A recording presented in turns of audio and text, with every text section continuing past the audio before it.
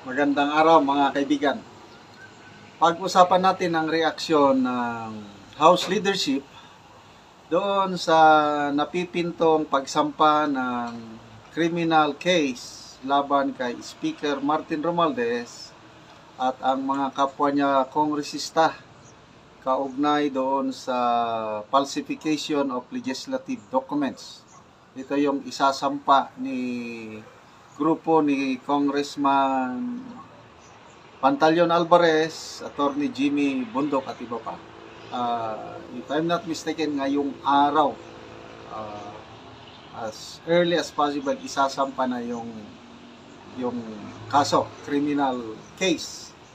So, ano ang reaksyon ng kasamahan ni Speaker Martin Romualdez? Kasi si Speaker, tahimik lang yan.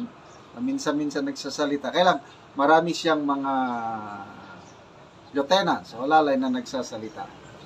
Okay, ito, ang nagsalita si Congressman Kongkon. Sabi niya, stop diversionary tactics. Itinukos niya kay VP Sara. Itigil ninyo na yung pagda-divert nyo. Diversionary tactics daw itong pag-file ng criminal case against kay Speaker Martin Romualdez. Para daw mawala yung issue sa impeachment. Kaya ito, pinapailan ng kaso. Okay. Mag-focus daw, i-address yung impeachment complaint. Anong i-address nga? Wala pa nga impeachment, delayed nga eh. Tinatawanan lang sila ni VP Sara. So ito, sa balita 1PH, 1PH, Sara told, stop diversionary tactics, address impeach raps. House Assistant Majority Leader J. Kongkon said it was the height of political absurdity to raise issues against Speaker Martin Romualdez at this crucial stage. Height of political absurd yung walang kwenta. Walang kwenta daw yung pag-file ng kaso. Bakit walang kwenta? Diversion lang para mawala yung issue sa impeachment. Yan ang sabi ng kongresista. It would be best for the camp of impeached Vice President Sara Duterte to stop the diversionary tactics they have been employing. Ito, pag-file ng kaso, ini-employ ng mga kasamahan ni VP Sara. And focus instead on how she can survive the impending Senate impeachment trial.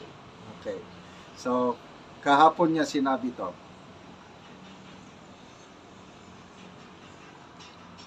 Okay, ito yung exact statement ni Congressman Kongkon. There is nothing more than a desperate move. This is, yung pag-file ng kaso, this is nothing more than a desperate move to discredit the impeachment process.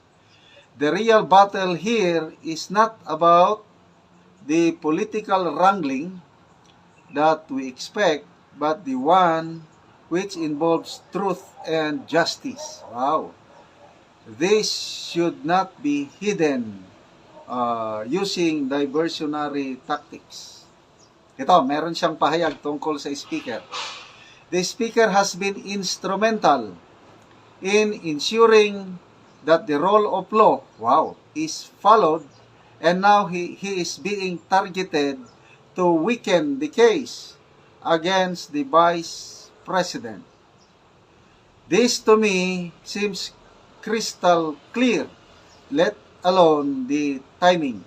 The speaker is suddenly criticized after the complaint was sent to the Senate. Andali ito, hindi pa, correct me if I'm wrong, hindi pa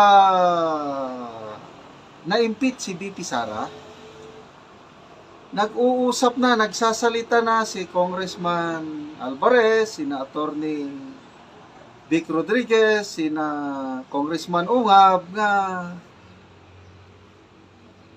falsification of legislative documents yung nangyari na yung blank items sa BICAM report after na napirmahan biglang na-fill in the blanks doon sa enrolled bill.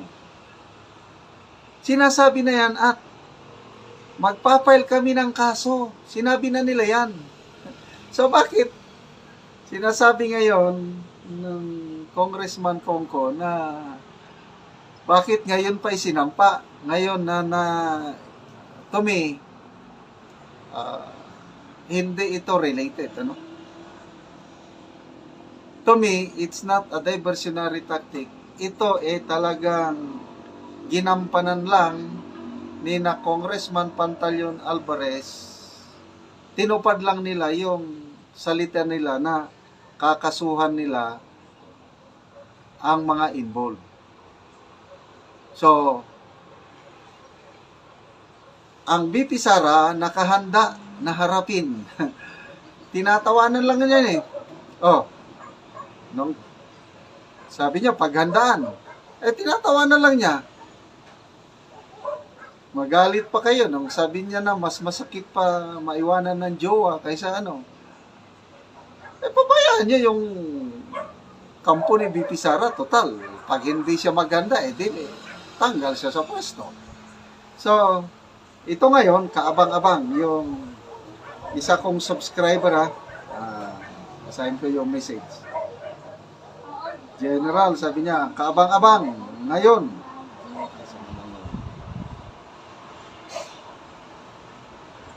May nag-message sa akin kanina Kaabang-abang, nag-message siya kagabi, Sunday. Kaabang-abang, bukas ngayon, General.